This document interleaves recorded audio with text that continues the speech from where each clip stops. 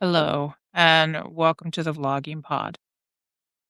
As the government shutdown continues, Republican leadership has made it very clear where they're placing the blame. Even through official government phone lines and agency website, messages have gone out claiming that Democrats are responsible and that the head of the administration, as they put it, cares about the American people.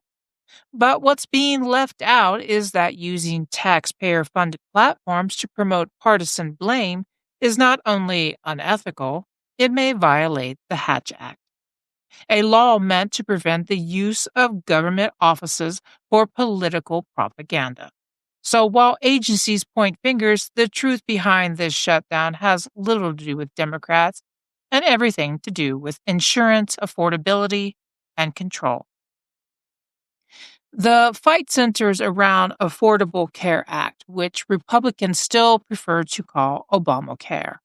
They claim the shutdown is necessary to stop federal funds from going to undocumented immigrants, even though that claim has been debunked repeatedly. Under current law, undocumented immigrants cannot receive ACA or Medicaid coverage.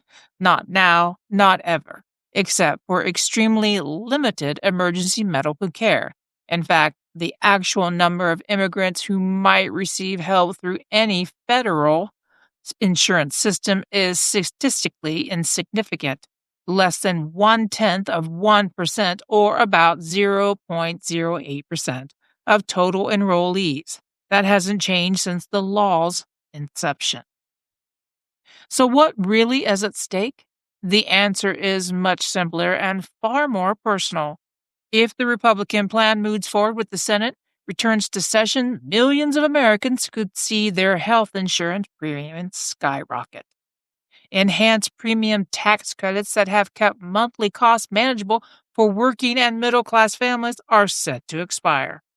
Without them, those same families could see their bills jump by 75% or more, with some states facing double or triple digit increases.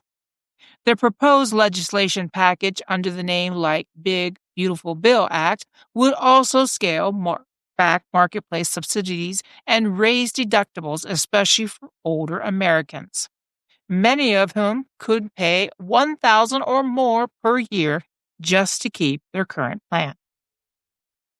Even if the shutdown ends, the damage lingers. Insurances have already filed for next year's rate hikes, with median increases around 15%. And that's before any policy change is finalized. If federal subsidies vanish or cost sharing protections are rolled back, every insurance market in the country, private, public, or employer based, will feel the ripple. When fewer people can afford coverage, healthier enrollees tend to drop out, leaving sicker and more expensive patients in the system. That imbalance, known as death spiral, pushes premiums up even further for everyone left behind.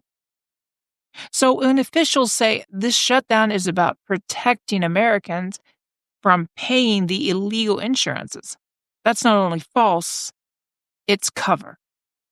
It hides a plan that could make nearly every working family pay more for basic health care while dismantling one of the few systems that actually helps lower costs. And when those same officials use government channels to point blame, they're not just spinning politics, they're breaking very laws meant to keep our institutions neutral. All while the people footing the bill are the ones about to lose the most. Today's sources come from How Will the 2025 Budget Reconciliation Affect ACA, Medicaid, and Uninsured Rate from KFF. Older adults with ACA coverage would face steep premium hikes under House Republicans' One Big Beautiful Bill Act from the Center for American Progress. Proposed ACA marketplace rule would raise health care costs for millions from the Center of Budget and Policy Priorities.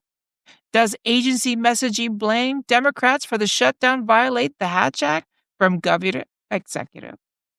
Fact-Checking on Medicaid Coverage for Immigrants, Government Shutdown edition from Georgetown University Center for Children and Families. Thank you for listening.